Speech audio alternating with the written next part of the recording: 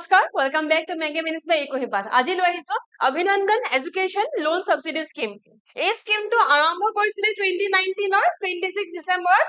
আৰু এই স্কিমটো আৰম্ভ কৰিছিলে মেনেজ কৰিছিলে ফাইনান্স ডিপাৰ্টমেন্টে কিন্তু যেতিয়া প্ৰথম স্কিমটো আহিছিলে স্কিমটো আহোতে হাউচিং স্কিমৰ লগত একেলগে আছিল Under this scheme the government of Assam will provide a one time subsidy on loans. তো লোনৰ কাৰণে subsidy দিব তাকো one time subsidy অকল এবাৰ দিব subsidy to on loans to all students pursuing higher education on educational loans. So education loan লৈ যদি পঢ়িছা তোমালোকে তেন্তে this scheme is for you. Abhinandan Education Loan Subsidy Scheme 2.0 on 5th September 2024 launch কৰা হল যোৱা বছৰ 2024 ৰ টিচাৰ্স ডে দিনাখন that is 5th September launch কৰিছে 2.0 benefits কি আছে subsidy পাব 50000 subsidy দিয়া হ'ব to students who have taken a loan of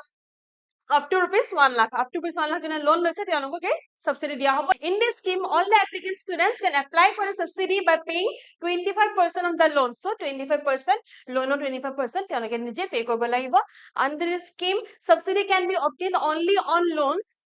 on loans taken from commercial bank like HDFC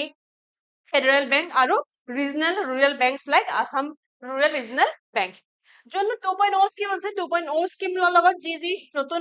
তথ্য আছে বা চাই লও পার্মানেন্ট রেসিডেন্ট হ'ব লাগিব অসমত পার্মানেন্ট রেসিডেন্ট হ'ব লাগিব হায়ার এডুকেশন পাৰ্চু কৰিব লাগিব অসমত বা বাহিৰত এডুকেশন লোনটো স্যাংশন কৰিব লাগিব 2020 ৰ এপ্ৰিলৰ 1 তাৰিখৰ পৰা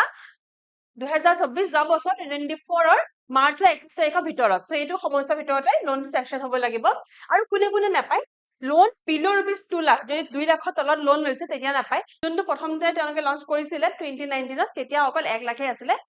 2.0 তেওঁলোকে 2 লাখ কৰি দিলে loan below 2 lakh or loan account classified as non performing asset NPA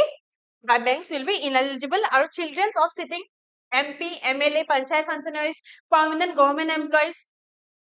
government PSU employees are not eligible so kun eligible নহয় ইয়াত মেনশন আছে আৰু কোৱা আছে the benefit can be claimed only once per beneficiary প্ৰত্যেকটা মানুহে এই বেনিফিটটো অকল এবাৰহে পাব so ইয়া হ'ল আমাৰ Abhinandan Education Loan Subsidy Scheme শুনিলে লগ পাম with the next scheme thank you